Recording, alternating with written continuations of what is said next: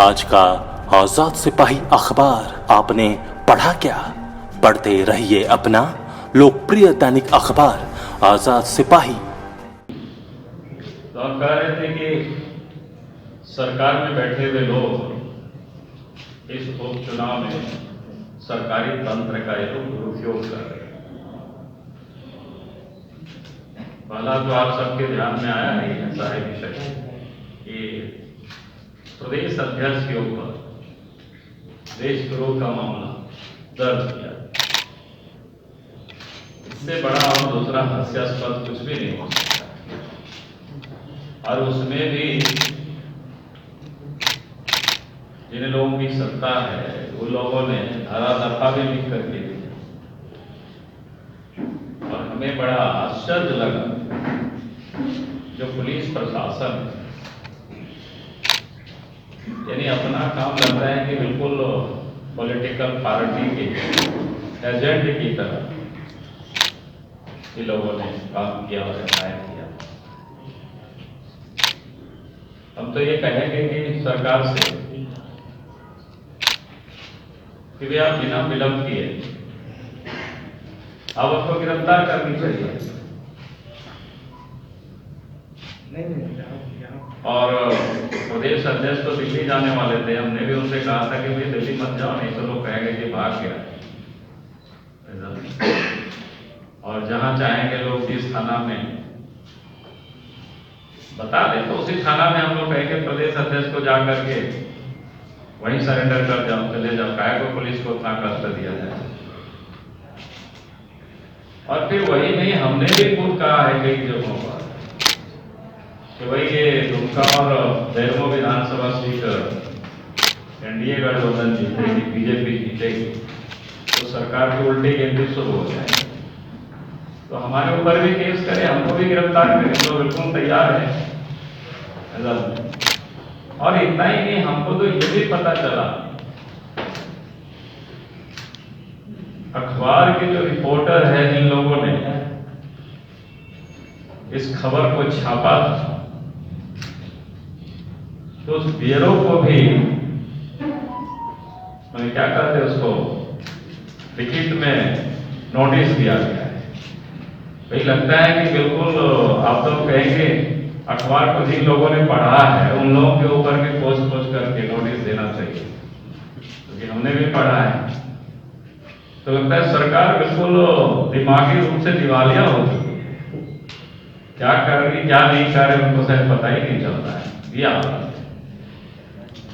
और किस प्रकार से सरकार के पदाधिकारी एजेंट की तरह काम कर रहे। कल दुमका के सुगा पहाड़ी में एक सत्या कंस्ट्रक्शन की गाड़ी पकड़ाई और वहां जाकर के पैसा, फुटबॉल, जर्सी, नेट ये सब बांट रहे थे। गांव वालों ने उसको पकड़ करके पुलिस के हवाले किया, लेकिन अभी तक शायद कोई कार्रवाई नहीं। ये मछलिया थाना का है, गांव सुगा पहाड़ी का है। और ये भी तहकीकात की कि पिछले चुनाव में भी इसी प्रकार से जो कोई सीलो सिंह करके है, कॉन्ट्रैक्टर है पीडब्ल्यूडी आरआरओ के, तो हमें जो जानकारी मिली है जितनी भी विभाग के जो पदाधिकारी, चाहे वो माइनिंग के हो, चाहे पीडब्ल्यूडी के हो, चाहे वो आरओ के हो, यानी जितने भी कंस्ट्रक्शन विभाग के सारे अफसरों को टारगेट दिया गया है, पैसा भी और बोर्ड का भी। और वो सारे लोग काम में लगे हुए हैं, अपने जो ठेकेदार जितने लोगों को, तो हम कहेंगे कि भाई इस पर कार्रवाई होनी चाहिए। नहीं तो सारे अफसरों को भी सूची बना रहे कि जो जिस ढंग से लोग कर रहे हैं। और तो और आप सब लोगों ने एक दिन देखा होगा कि स्वास्थ्य मंत्री भी डॉक्टरों को बुला करके बैठक कर रहे हैं। तो ये क्या है? डेमोक्रेसी पे लोगों ने मजाक बना रखा है, सरकारी तंत्र का दुरुपयोग कर रहा है, बिल्कुल गलत है।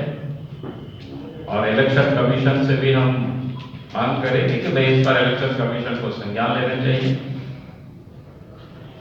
ताकि दोनों ही उपचुनाव में निष्पक्ष रूप से चुनाव हो सके। क्योंकि दोनों ही विधानसभा क्षेत्र में जिस प्रकार से जनता में जो उत्साह है, खुशी है, एनडीए के पक्ष में मतदाता बिल्कुल गुलवान हो चुके हैं। कारण से ये सारे लोग जो कोशिश कर रहे हैं गड़बड़ करने की,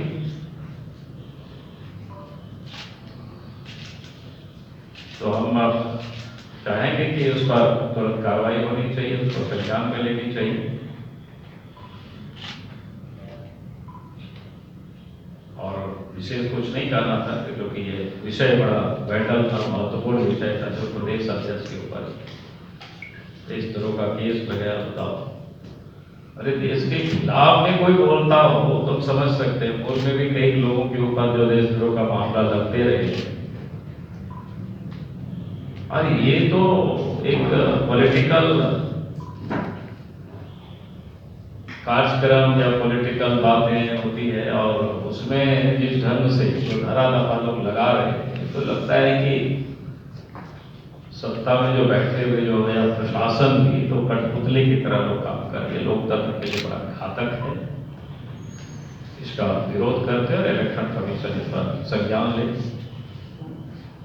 मेरे ओर से ये 2-3 बातें थी तो मैंने दोनों सीट पर एनडीए प्रत्याशी जीतेंगे, आपका कहना है, इसका आधार क्या है? अच्छा, अरे इसका एकदम साफ साफ आधार है, क्लियर है। 2-3 आधार है। पहला तो यह है कि दुमका के बारे में बताते हैं कि दुमका में पार्टी की ओर से, एनडीए की ओर से लुईस मार्डी चुनाव लड़ रही है। वो दुमका की ही बेटी है, वहीं की बहू है, वहीं की वो मतदाता, उनके जितनी कुल खानदान है वही मतदाता है। जो यूपीए की ओर से जेएमएम के जो प्रत्याशी है बसंत सोरेन, ना वो खुद वहां के मतदाता हैं, ना उनके परिवार के कोई सदस्य वहां के मतदाता है। तो ये पहला तो ये कारण है कि हर कोई चाहता है कि अपनी बेटी को ही, अपनी बहू को ही, अपनी बहन को ही हम चुने। एक स्वाभाविक जो लोगों की होती है।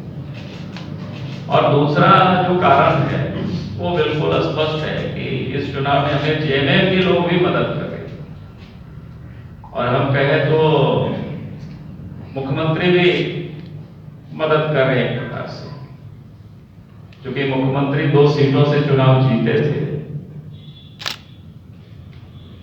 क्योंकि दुमका सीट कई दफा झारखंड मुक्ति मोर्चा हार चुके हैं और उसको भी पता है कि मामूली वोट से ही पिछले दफे वो जीते थे। तो बरहेट को वो खाली कर सकते थे, जहां पर कभी बीजेपी जेएमएम छोड़ करके कोई दूसरे पॉलिटिकल पार्टी नहीं जीता है, तो उसके लिए सबसे सुरक्षित सीट था बसंत के लिए, लेकिन वहां वो नहीं छोड़ा, तो इसको छोड़ा। तो ये दूसरा कारण है। तीसरा जो कारण आप देखेंगे कि जो वहां से, जैसे उसी जिला बगल जामा से उनकी भाभी भी विधायक है, सीता सोरेन है, फिर स्टीफन मार्डी है, नलिन सोरेन है। तो आपने कभी नहीं देखा होगा वो लोग कोई चुनाव प्रचार में लोग घूम रहे, घूमे भी हैं थोड़ा बहुत। हम देखे थे कि तो वहां गए हैं कि जहां पर भारतीय जनता पार्टी के मतदाता है, एकाध जगह में कुसुमगट्टा वगैरह में। तो कुसुमगट्टा का इसलिए उल्लेख किया, मैंने अखबार में देखा था। कुसुमगट्टा वो गांव है जब हम 1991 में चुनाव लड़ रहे थे, उस समय वहां के लोगों ने डंडे लेकर के लोग प्रतिकार किया था। बोकारो वगैरह से जो शिबू सोरेन के पक्ष में लोग गए हुए थे और उन लोगों को लोग भगाया था, मोटरसाइकिल वगैरह छोड़ करके लोग भाग गए। तो वहां सारे के लोग तो बीजेपी को ही वोट डालते, कुछ कहीं और नहीं डालते। अरे ये लोगों ने कहीं कोई घूमा नहीं, कहीं काम नहीं किया कुल मिलाकर के। तो मैं ये कह रहा तो पहले से वो लोग हार मान चुके कि भाई दुमका सीट तो उनके खाते में जाएगी नहीं। इसलिए आपने देखा होगा कि बाद में कुछ से कुछ लोग बोलते थे, इसलिए हमने कहा कि और इसलिए नहीं, और वहां जो हमने कहा कि वहां की बेटी माटी की बेटी है तो उसको देने के लिए सब लोग। उसी प्रकार से आपका बेरमो विधानसभा के भी हालत है। बेरमो में कई ट्रेड यूनियन के लोग हैं, कई वहां कोयला में जो लोग कारोबारी करता है, सबको लगता है कि जय मंगल जीतेंगे, उनका तो मंगल होगा लेकिन बाकी का सब अमंगल हो जाएगा। अब कोई भी लोग नहीं चाहता है कि भाई हमारा कोई अमंगल हो। तो सारे लोगों ने पूरी तरह से ताकत लगा दिया है कि नहीं साहब, अपनी कोई अमंगल नहीं होना चाहिए, बेरमो क्षेत्र बिल्कुल ठीक ठाक रहे। सब लोग बढ़िया से वहाँ काम करें, तो ये बताओ बड़ी बातें हैं।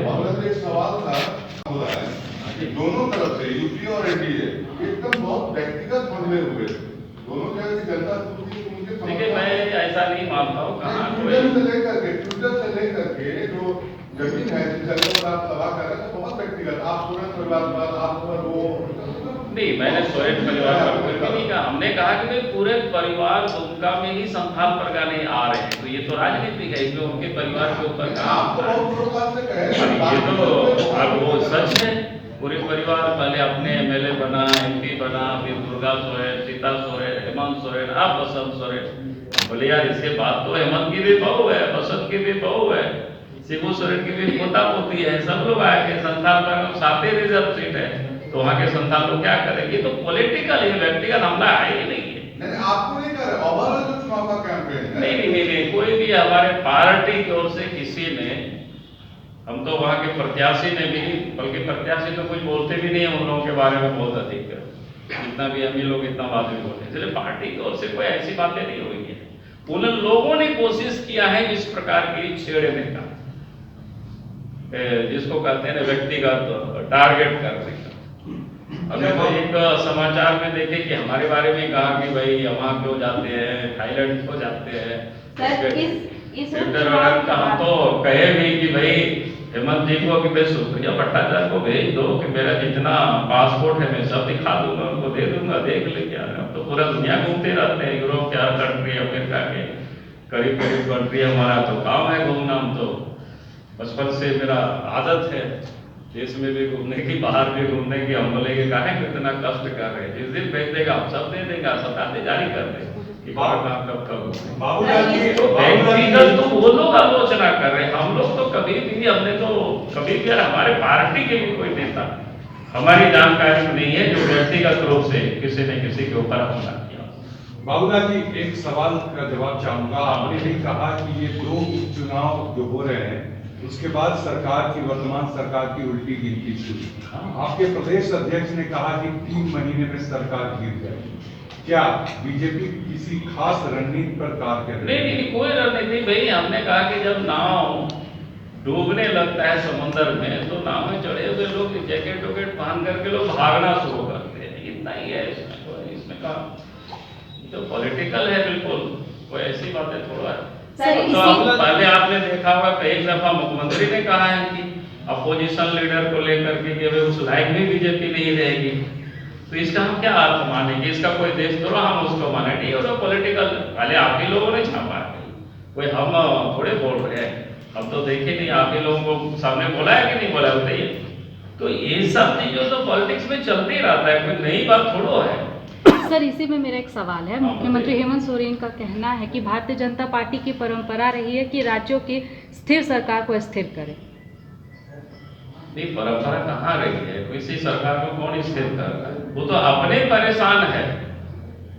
हमने आज जिस प्रकार से अखबारों में जो बयान हम देखे, तो उनको तो अपने लोगों के ऊपर भरोसा नहीं है। हमने कहा कि जब अपने भाभी को चुनाव में नहीं घुमा सके, या वो नहीं घूमी तो पता नहीं, वहां बताया कि स्टीफन है, नलिन है, जो उसी जिला से, और स्टीफन तो वहां से विधायक रहे हैं, और निर्दलीय भी वहां से चुनाव वो जीते हैं, यानी उनकी एक, और उन सारे लोगों ने कोई घुमाया नहीं उन लोगों को, क्योंकि उन लोगों के ऊपर उनको खुद की भरोसा नहीं।